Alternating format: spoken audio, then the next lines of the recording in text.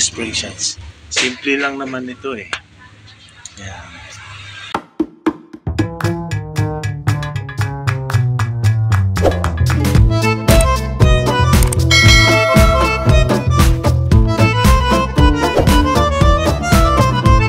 Pag nagmamasilya kayo, para tumibay, yan katulad niyan, may tendency pa ito mabiyak. Yan, katulad nito, puputol ka lang nito mga spring shot. Yan. Alambre. Pak. Puputol. Papantayin mo to kung saan yung pinakabiyak niya, mga ka-spring shots. Tulad yan, biyak to.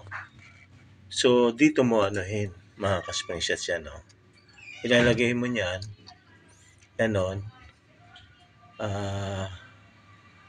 Or, ang ginawa ko kasi, pinahiga ko, nilagyan ko siya neto, mga ka-spring shots, at sinabayan ko ng alambre.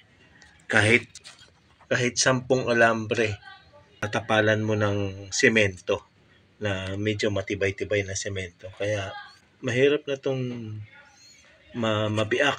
Matigas na to. Napaka-hard na yan.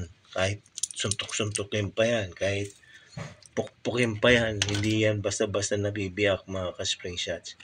Kasi punong-puno ng alambre yan sa loob. What? Kaya hindi basta-basta mabibiyak yan, mga ka-spring shots. That's it.